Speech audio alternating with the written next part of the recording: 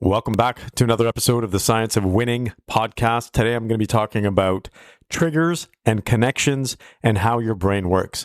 I think if they actually taught children how their brains work in school and how that impacts their behavior and their thinking and their emotions, I think we'd have a far more functional society. People would be happier, people would be healthier, and they'd definitely be performing at a higher level. Now, I wanted to share a personal experiment, and as I've mentioned in past episodes, I experiment on myself all the time. And one of the experiments that I was doing recently over the last 6 months is to do with triggers and connections. So essentially, when something is triggered either in your mind or body, what is the impact of that trigger and how does that influence your behavior? And I'm going to use a real practical example here. So normally, I do not have any social media on my smartphone. No social media apps on my smartphone. But over the last several months, I've had LinkedIn. And what I've noticed, because I track this consciously as much as I can. Obviously, I can't track it unconsciously if not fully aware. But I've been tracking my behavior when it comes to the app. And here's what I noticed. That there's certain triggers in the environment that may make me go onto the LinkedIn app.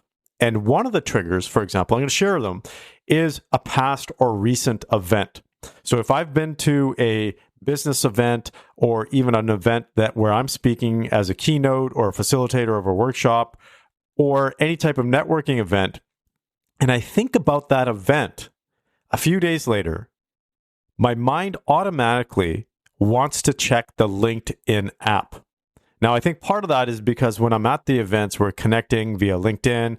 They might be sharing their business card with me. So I'm thinking about that. Hey, have I connected with this person on LinkedIn? But that is a trigger.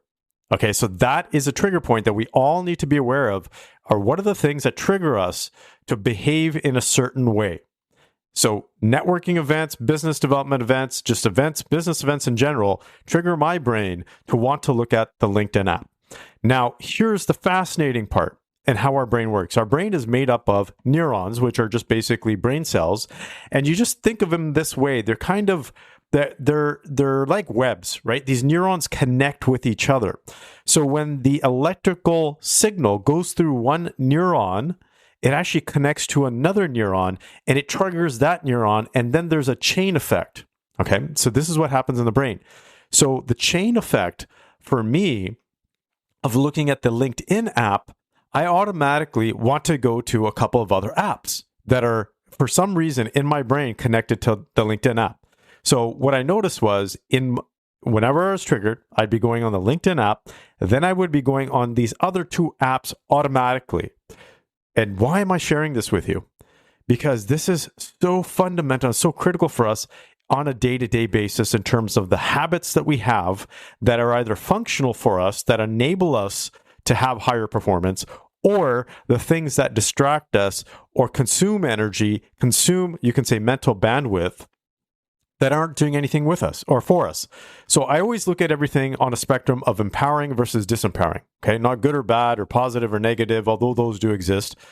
But is it empowering me or is it disempowering me? And looking at my LinkedIn app for no reason, just because I was thinking about a networking event, doesn't really empower me in any way. And then I go to two other apps. That for me is disempowering. But it was really interesting when I was tracking this type of behavior because it took me a little while to actually figure out what the trigger was and then what the connections were. But if we get really good at this self-reflection to identify, hey, look, it's what I call trigger mapping and connection mapping. You can make a map, just literally draw it out like a mind map. And you say, hey, this trigger triggers this type of thought and then this behavior. And then based on this behavior, here are the other connecting points or behaviors that I have. And another analogy might be, it's just a simple one. When a person drinks, for example, I know individuals that when they drink, they automatically are more susceptible to smoking. Although they don't normally smoke, they pick up a drink, they have a couple of shots, and then they pick up a cigarette, or they're in a social environment where they are smoking with other people where they normally would not pick up a cigarette. So that is, you could say, a trigger and a connection. So my ask of you today here, as you're listening to this, is to identify and be very conscious and aware. And as I mentioned here, that one of the spiritual principles from centuries ago is to be alert, aware, and accurate with the information that's around you. And so if you can be really good at being alert and aware and accurate of the things that trigger you and the connections that they have, whether they're empowering you or not, you're going to get really good at not only improving your performance, your effectiveness, your efficiency. You're going to be wasting less time. You're going to be far more productive, but you're also going to be far happier as well. Because many of these connections and many of these triggers don't move us in the direction of joy or happiness. They move us in this direction of wasting time, wasting energy, and therefore we don't have that time and energy to do the things that we want. And I can't tell you how many leaders, business CEOs, executives, entrepreneurs talk about how they don't have enough time. And I have a very strong belief about this because we know through empirical research and evidence that we have, and the work that we do, is that when people get really good at reducing their distractions in life, they can easily double their productivity, get twice as much done. Because distractions are the one thing that really kill our energy and kill our cognitive load and our ability to think and be creative and make these decisions and ultimately remain focused on the direction that we want to go down and achieve in terms of the goals that we have. So let me sum it up here. Triggers cause you to think or behave or feel a certain way.